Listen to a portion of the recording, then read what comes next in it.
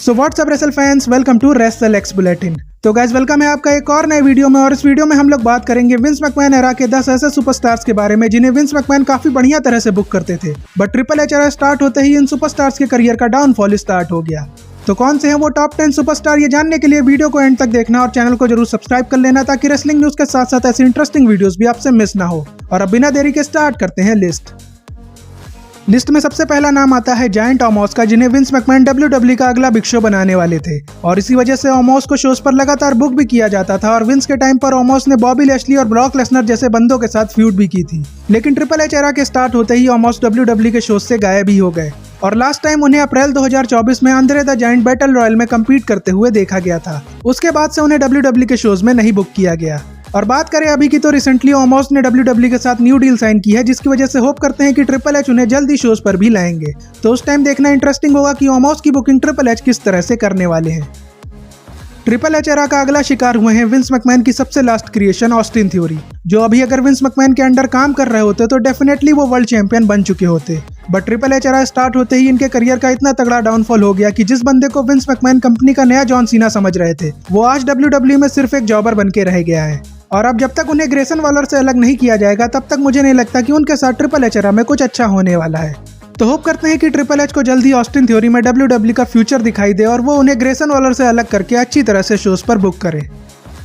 अगला नाम है बेली का, जिनका नाम इस लिस्ट में सुनकर आप शॉक हो गए होंगे क्योंकि ट्रिपल एच एरा में उन्होंने रॉयल रंबल जीतकर रेसलमेनिया में वर्ल्ड चैंपियनशिप जीती थी। बट अगर आपने बेली का title reign Vince McMahon era में देखा होगा तो आप शायद समझ गए होंगे कि बेली के ऊपर भी ट्रिपल एच ने बिल्कुल भी ध्यान नहीं दिया है और इसी वजह से रेसलमेनिया 41 के पहले तक उनके WWE में होने या ना होने से किसी को कोई फर्क नहीं पड़ रहा था। बट अब अच्छी बात यह है कि बेकी लिंच के साथ उनकी फ्यूड होने वाली है, तो होप करते हैं कि ट्रिपल एच इस बार बेली के कैरेक्टर को दोबारा रोल मॉडल वाले कैरेक्टर की तरह पॉपुलर बनाने की कोशिश करेंगे।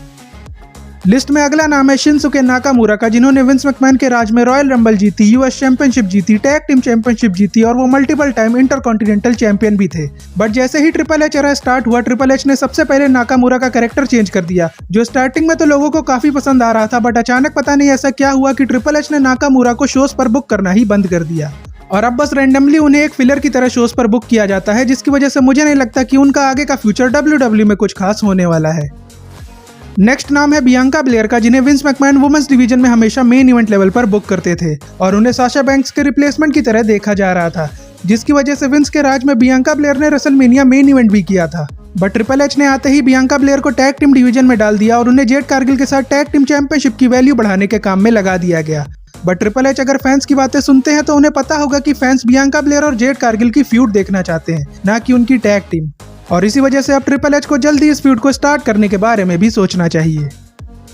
अगला नाम है ड्रू मैकिंटायर का, जो विंस मैकमैन के टाइम में कंपनी के टॉप फेस थे और वर्ल्ड चैंपियनशिप को चेस करते रहते थे। बट ट्रिपल एच के आते ही ड्रू मैकिंटायर भी कहीं खो से गए और ट्रिपल एच के अंडर अगर उनकी सीएम पंक के साथ राइवलरी को हटा दिया जाए तो फिर आपको याद भी नहीं होगा कि ड्रू मैकिंटायर इतने टाइम से कर क्या रहे हैं। और इसके अलावा सबसे घटिया चीज जो ट्रिपल एच ने ड्रू मैकिंटायर के साथ की, वो है उनके ऊपर रेसलमेनिया में कैश इन कराना, जिसकी कोई भी जरूरत नहीं थी क्योंकि उसके बाद से ही WWE में ड्रू मैकिंटायर का मोमेंटम डाउन होना स्टार्ट हो गया और अभी तो वो इंजरी की वजह से शोज पर आ भी नहीं रहे हैं। तो देखते हैं कि समर स्लैम के पहले वो अपना रिटर्न कर भी पाते हैं या फिर नहीं। लिस्ट में अगला नाम है शेमस का, जिन्होंने अपना पूरा करियर विंस मैकमैन के अंडर काम करके ही बनाया है और शेमस जैसे बंदे की खास बात यह है कि उन्हें कभी भी मेन इवेंट सीन में डाला जा सकता है। बट ट्रिपल एच एरा में शेमस को जो रिस्पेक्ट मिलनी चाहिए थी वो कभी भी नहीं मिली क्योंकि ट्रिपल एच ने कभी भी उन्हें मेन इवेंट सीन में पुश नहीं किया और अभी भी उन्हें सिर्फ मिड कार्ड डिवीजन में ही टहलाया जा रहा है। और उसमें भी सबसे घटिया बात तो यह है कि शेमस ट्रिपल एच एरा में सबसे ज्यादा बार इंटरकॉन्टिनेंटल चैंपियनशिप की फ्यूड में इन्वॉल्व थे, लेकिन वो एक भी बार इंटरकॉन्टिनेंटल चैंपियनशिप को नहीं जीत पाए, जो कि विंस मैकमैन एरा में तो बिल्कुल भी नहीं होता क्योंकि अगर विंस कंट्रोल में होते तो शेमस इस बार की रेसलमेनिया में ग्रैंड स्लैम चैंपियन बन गए होते। अब बढ़ते हैं टॉप 3 की तरफ, जिसमें तीसरे नंबर पर नाम आता है फिनोमिनल वन एजे स्टाइल्स का, जो विंस मैकमैन के टाइम पर ही फिनोमिनल थे। बाकी ट्रिपल एच ने तो उन्हें कहीं का भी नहीं छोड़ा। ऐसा इसलिए क्योंकि विंस के टाइम पर एजे स्टाइल्स कंपनी का टॉप फेस थे और वो स्मैकडाउन को रूल करते थे। बट ट्रिपल एच के आते ही एजे स्टाइल्स को शोज पर रेगुलर बुक किया जाना बंद हो गया और अभी भी वो रॉ पर मिड कार्ड डिवीजन में कुछ तो करने की कोशिश कर रहे हैं। बट सच कहूं तो विंस मैकमैन अगर अभी कंट्रोल में होते तो एजे स्टाइल्स की अभी की तगड़ी फिजिक को देखकर वो एजे स्टाइल्स को डेफिनेटली वर्ल्ड हेवीवेट चैंपियनशिप जिताकर उन्हें रॉ का फेस बना देते। और शायद इसी वजह से एजे स्टाइल्स ने नया WWE कॉन्ट्रैक्ट ना साइन करने का जो मन बनाया है वो भी बदल जाता। बट ट्रिपल एच एरा में उनकी बुकिंग देखकर लगता नहीं है कि एजे स्टाइल्स अपना कॉन्ट्रैक्ट रिन्यू करेंगे।